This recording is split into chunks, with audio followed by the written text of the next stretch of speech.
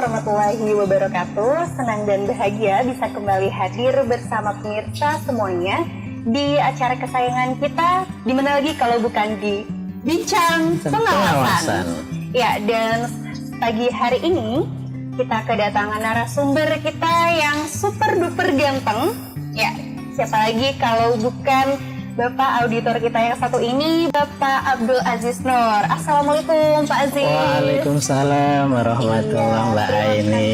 Tapi tadi belum dikenalkan, saya sudah mengenal nama ibu hostnya. Oh gitu ya? Iya. Kan karena kita satu kantor. Betul, iya. Bagaimana kabarnya Pak Aziz? Alhamdulillah baik. Sehat ya? Alhamdulillah. Alhamdulillah, iya. Baik Pak Aziz, sebelum kita berbincang-bincang nih pada pagi hari ini, mari kita sapa dulu untuk teman-teman Satker Kementerian Agama yang ada di seluruh Indonesia, baik dari eselon 1 pusat maupun dari kantor wilayah Kementerian Agama, kantor Kementerian Kabupaten dan Kota, perguruan tinggi keagamaan Islam negeri, kemudian ada apa lagi ya Pak Aziz? Balai Diklat juga ada, kemudian ada asrama haji, Ada KUA. iya betul. Sangat banyak sekali ya. Mungkin sesuai dengan tema kita hari ini ada yang perlu kita sapa, itu Basnas. Oh iya. Dan selamat juga pagi lembaga-lembaga amil zakat yang lain Iya betul. di seluruh Indonesia. Iya. Assalamualaikum warahmatullahi wabarakatuh. Selamat pagi semuanya.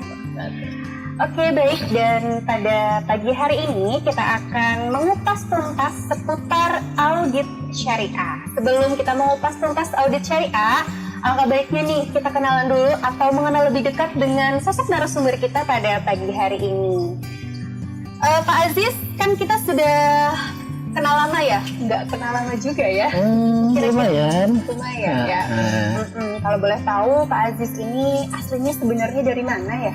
Kalau saya asli dari kampung, Mbak. Saya dari Demak tepatnya. Oh, dari Demak, Jawa Tengah ya? Iya, betul. Iya, Pak Aziz ini berasal dari Demak, Jawa Tengah. Nah, untuk latar belakang pendidikan nih, Pak Aziz bisa diceritakan sedikit ke pemirsa yang ada di rumah? Kalau latar belakang pendidikan, saya ini termasuk produk asli Kemenak. Jadi dari mulai tingkat MI, MTS, Aliyah, itu semuanya di dalam Kementerian Agama. Jadi saya dari MI saya berada di Madrasah Hidayah Tasfiqut Thulab Salafiyah Kudus, TBS Kudus. Itu sambil mondok. Jadi 6 tahun di MI, itu juga saya 6 tahun mondok di Pondok Pesantren Yanbu'ul Quran Kudus. Itu yang MI. Terus kemudian sanawinya juga sama, masih di Madrasah TBS, Aliyah juga masih sama.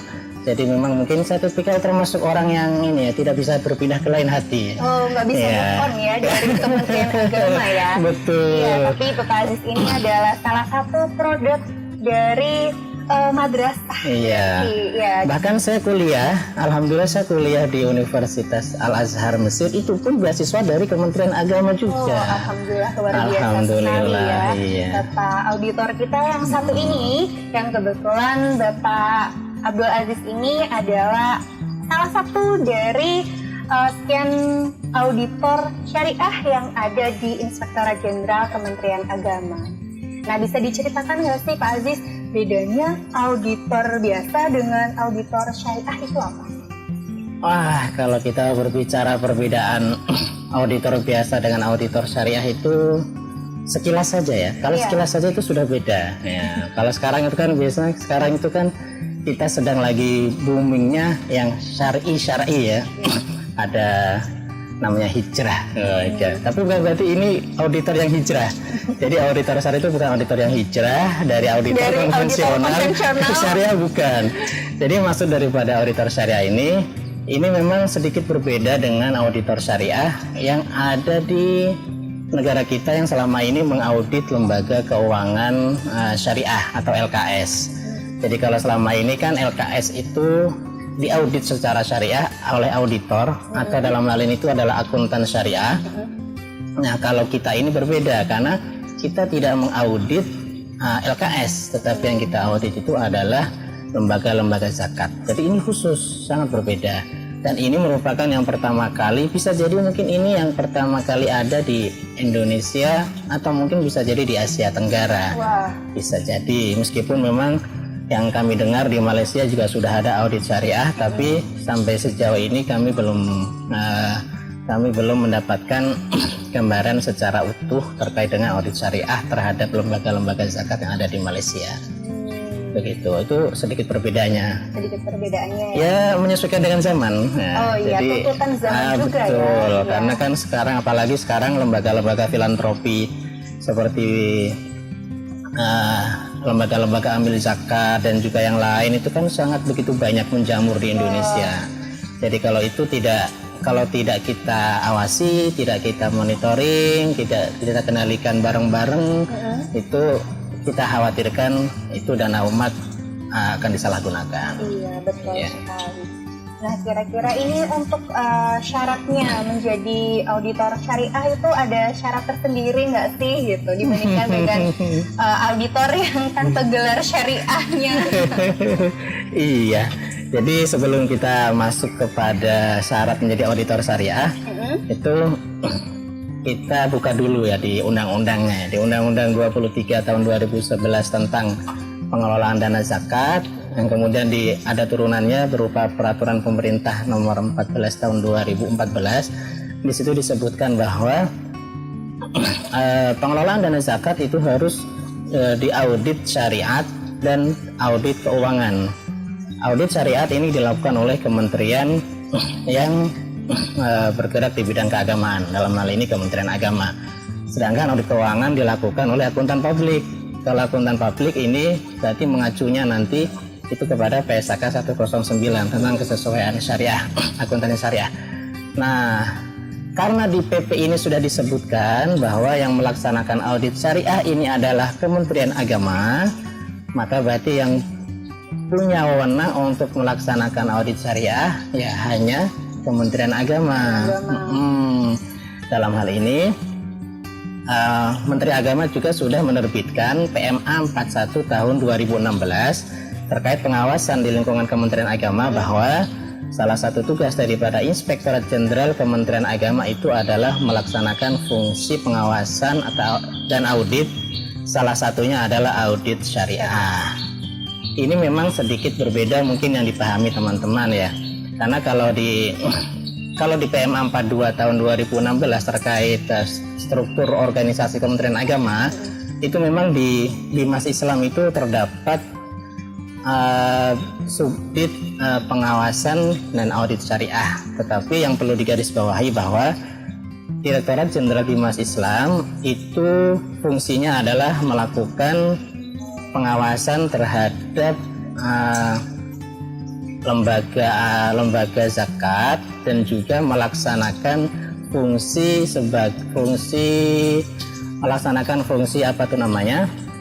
yang mengarahkan. Jadi mengarahkan dan juga fungsi, jadi bukan fungsi pengawasan dalam bentuk audit, tetapi fungsi pengawasan dalam bentuk pembinaan dan juga dalam bentuk akreditasi dan juga dalam bentuk pengawasan lainnya. Sedangkan untuk fungsi audit dikembalikan sesuai dengan PMA 41 2016 itu dilakukan oleh Inspektorat Jenderal Kementerian Agama. Iya. Ini kita serasa lagi di bandara ya. Betul. Tadi ada iya. suara pesawat. Ini efeknya luar biasa Iya, ini. mungkin nanti suaranya masuk ke videonya ya. Nah, untuk menjadi auditor syariah itu diperlukan diklat khusus juga atau enggak? Oh iya, betul. Karena untuk menjadi seorang auditor syariah itu perlu skill khusus dan juga perlu pemahaman, minimal adalah pemahaman terhadap terhadap syariah Islam atau terhadap perfikihan ya. Ya, terhadap perfikihan terutamanya terkait dengan zakat. Karena ini yang kita audit adalah lembaga zakat, berarti auditor itu harus menguasai dan juga memahami bagaimana segala bentuk yang terkait dengan zakat, baik mulai persyaratan zakat, manajemen zakat, pengelolaannya, pendayagunaan, pendistribusian, pengumpulan, dan pelaporannya. Jadi secara tidak langsung memang selama ini belum ada ketentuan khusus yang mengatur bahwa auditor syariah itu harus misalnya sarjana apa memang belum ada. Oh, belum ada Tetapi belum ada ketentuan khusus, tetapi kalau melihat berdasarkan profesional, melihat berdasarkan skill dan juga bidang yang harus dikuasai, setidaknya yang menguasai di bidang zakat itu berarti teman-teman yang lulusan syariah minimal ya. Memang tidak menutup kemungkinan teman-teman dari background yang lain, background sarjana yang lain, tidak menutup kemungkinan untuk bisa ikut menjadi auditor syariah. Makanya salah satunya untuk menjadi auditor syariah ini harus mengikuti diklat sertifikasi akuntansi syariah zakat. SAS zakat dalam ya. Itu diklatnya berapa lama ya Pak Aziz? Itu kalau diklatnya itu yang melaksanakan kan IAI ya, itu dilaksanakan itu dalam 3 tahap. Jadi ada tahapan yang pemula, jadi ada 3 level. Jadi nanti auditor yang sudah menyelesaikan diklat ini, minimal 1 level diklat itu sudah bisa diterjunkan untuk melaksanakan audit syariah. Oh, seperti itu. Jadi memang nanti kita harapkan seluruh auditor di Itjen Kemenak itu semuanya ikut diklat SAS zakat. Nanti kita harapkan seperti itu. Jadi nanti sebelumnya berarti sudah ada berapa auditor ya yang ikut? Kemarin yang sudah ikut diklat ada 30 auditor, cuma berhubung pada waktu pelaksanaan ujiannya itu ada beberapa auditor yang berhalangan hadir. Jadi alhamdulillah kemarin yang sudah mengikuti ujian dan lulus itu alhamdulillah ada 24 auditor. Oh, 24 auditor ya. 24 auditor ini sebenarnya sangat kurang sih ya Mbak ya. Seluruh Indonesia kan Basnas itu kan ada di provinsi dan kabupaten ya. Betul. Jadi kalau 24 auditor mengaudit syariah seluruh Basnas pusat, provinsi, kabupaten, nggak mungkin nggak bisa pulang ke rumah kayaknya auditor itu. Iya. Full ya nanti bisa jadi HP-nya full itu bisa ya. 32 hari. Udah lebih dong ya. Tapi ini memang awal yang bagus ya. Karena memang dibutuhkan juga. Betul. Karena memang esensinya emang auditor syariah itu dibutuhkan. Iya. Dan ini memang menjadi ciri khas daripada Kementerian Agama ya kan? Betul. Karena memang sesuai dengan PP kan yang berhak melaksanakan audit syariah ini Kementerian Agama. Iya. Jadi ini akan menjadi ciri khas tersendiri dari Kementerian Agama bahwa audit syariah terhadap lembaga zakat itu hanya dilakukan oleh Kemenak. Jadi auditor yang lain baik itu inspektorat daerah, BPK, BPKP, ya mungkin boleh datang memeriksa, tapi bukan dalam sebagai audit syariah. Mungkin audit yang lain, audit tujuan tertentu atau apa gitu. Iya, betul. Untuk pelaksanaan audit syariah sekarang ini sudah mulai dilaksanakan ya Pak Aziz? Alhamdulillah sekarang ini kita sudah ada satu tim yang bahkan sampai saat ini tim ini masih sedang proses ongoing melaksanakan audit syariah ya. Di Basnas Pusat. Oh, di Basnas Pusat. Iya, di Basnas Pusat. Karena ini merupakan pelaksanaan audit syariah yang pertama kali sejak terbitnya PP 14 tahun 2014. Maka kemarin sebagaimana kata pesan dari Pak Menteri Agama dan juga Bapak Inspektur Jenderal, kita diamanahkan untuk benar-benar melaksanakan audit ini dengan optimal biar sampai tuntas. Karena ini yang pertama kali audit syariah dilaksanakan, jadi ini diharapkan ini bisa menjadi sebuah rumusan baru terkait metode, instrumen, dan juga yang lain-lain terkait dengan audit syariah. Jadi nanti kedepannya biar seluruh auditor Kementerian Agama itu bisa melaksanakan audit syariah ini.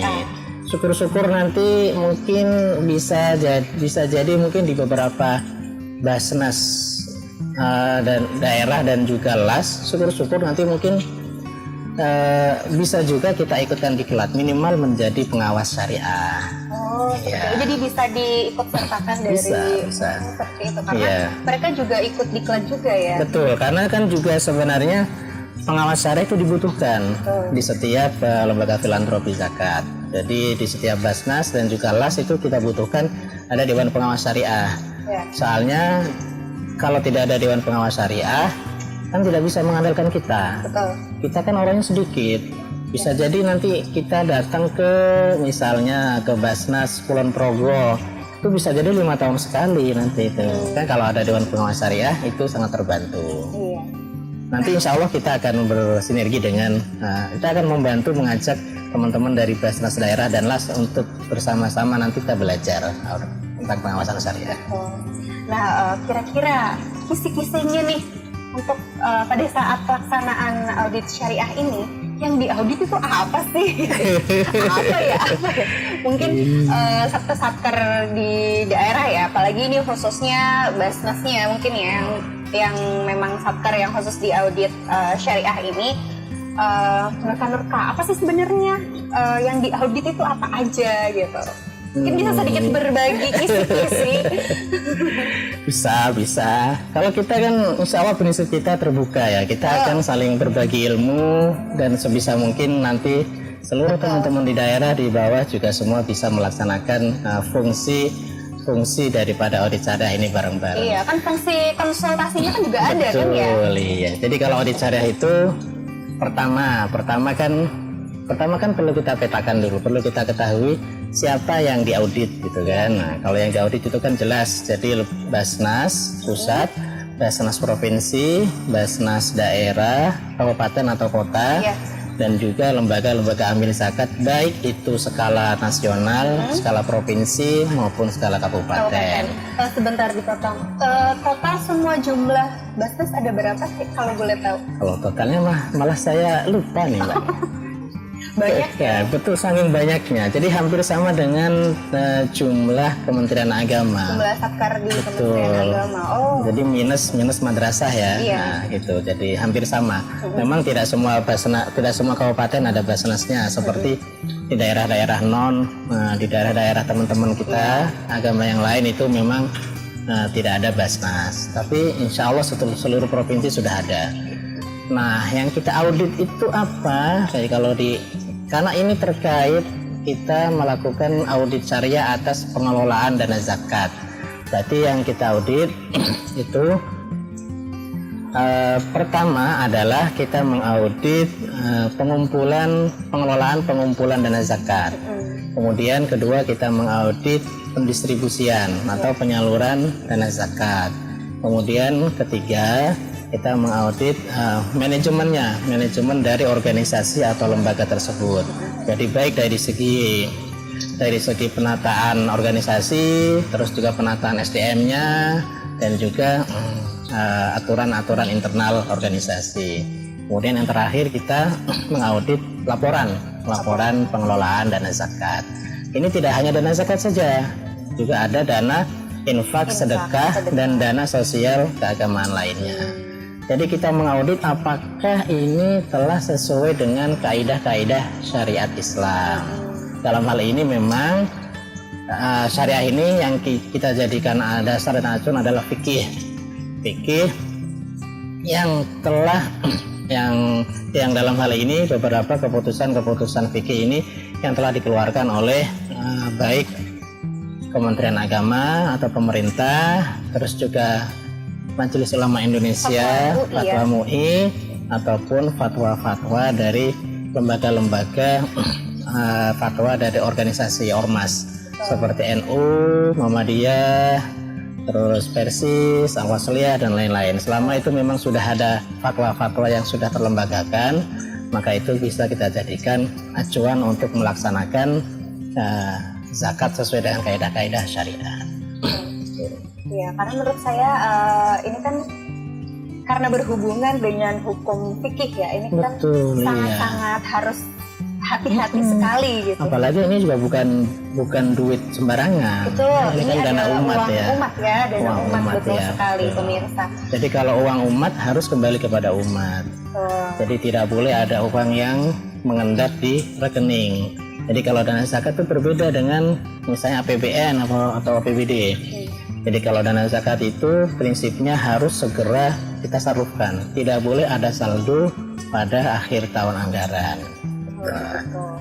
Nah, kira-kira nih sebelum kita menuju ujung bincang-bincang kita pada pagi hari ini, kira-kira apa nih harapan dan juga apa ya, impian juga harapan dari seorang Pak Abdul Aziz Nur, Auditor Inspektur Jenderal Kementerian Agama, terkhususnya untuk audit syariah ini. Kira-kira harapannya apa? Bisa juga untuk kantor kita sih. Kira-kira apa nih? Kalau harapan dari saya pribadi dan juga mungkin mewakili anggota tim dari audit syariah yang sekarang sedang melaksanakan audit syariah ya. Kalau harapan kita dari tim, kita berharap mudah-mudahan nanti hasil dari pelaksanaan audit syariah pada Basnas Pusat ini nanti bisa menjadi trigger atau bisa menjadi pintu masuk untuk kita nanti kita bisa melaksanakan perbaikan dan juga pengembangan yang lebih baik untuk semua lembaga-lembaga filantropi zakat, baik yang Basnas, badan maupun yang swasta gitu. Jadi kita juga berharap kedepannya itu kepercayaan masyarakat sangat tinggi, sangat besar. Karena zakat ini kan masuk sebagai salah satu dari nawacita Bapak Presiden kita. Betul. Yaitu perkembangan untuk peningkatan ekonomi kerakyatan. Betul. Dalam hal ini ekonomi umat, ya kan? Maka ini juga menjadi salah satu visinya Bapak Menteri Agama, bahwa memang kita harus meningkatkan ekonomi keumatan. Betul. Mungkin dalam hal ini untuk agama Islam bentuknya zakat dan wakaf, dan agama yang lain nanti ada lagi. Kita harapkan seluruh Basnas dan juga LAS di seluruh Indonesia dapat menerima kami dan dapat siap untuk diaudit syariah, karena memang ketentuannya di PP seperti itu. Jadi itu ya? Ketentuannya lembaga amil zakat dan juga Basnas itu harus siap untuk dilaksanakan untuk diaudit syariat. Kalau dia tidak siap untuk diaudit syariat, maka dia tidak berhak mendapatkan izin operasional dari Kementerian Agama. Dan itu salah satu syarat. Jadi kalau tidak ada izin operasional berarti ya mohon maaf, mungkin nanti bisa kita tutup kalau belum punya izin operasional berarti otomatis lembaganya kita tutup. Jadi kami harapkan kepada seluruh LAS yang belum berizin segera urus izin ke Kemenak dan segera perbaiki semua dokumen-dokumen terkait zakat, baik itu pengumpulan, pendistribusian maupun pendayaguan dan pelaporan. Itu, insya Allah kita siap membantu untuk konsultasi dan yang lain-lain. Baik, itulah tadi pemirsa bincang-bincang pengawasan kita dengan Bapak Auditor kita yang satu ini, yang sangat-sangat inspiratif dan juga memberikan kita banyak ilmu juga pada pagi hari ini, yaitu Bapak Abdul Aziz Nur. Terima kasih Bapak sudah bersedia untuk diajak bincang-bincang pada pagi hari yang penuh dengan angin-angin yang sesuai ini ya. Walaupun tapi sayangnya belum ada ditawarin minum nih tadi ini ya. Saya dipersilakan untuk minum dulu. Takutnya lagi puasa enggak ya? Enggak puasa ya. Iya, silakan untuk ini hari Selasa atau hari Senin ya? Hari Selasa, karena hari kita Selasa, syutingnya itu setiap hari Selasa dan Jumat. Iya, dipersilakan Bapak Aziz untuk dinikmati. Terima kasih, Mbak ini juga mohon dinikmati. Terima kasih. Baiklah, kalau begitu cukup sekian bincang pengawasan kita pada pagi hari ini, dan jangan lupa untuk terus menyaksikan bincang pengawasan setiap Selasa dan Jumat yang tayang di seluruh media sosial Inspektorat Jenderal Kementerian Agama. Nanti di mana aja, alamat-alamatnya ada di bawah sini. Baik, terima kasih. Dan terima kasih juga Pak Aziz. Sama-sama. Baik. Terima kasih pemirsa. Assalamualaikum warahmatullahi wabarakatuh. Waalaikumsalam warahmatullahi wabarakatuh.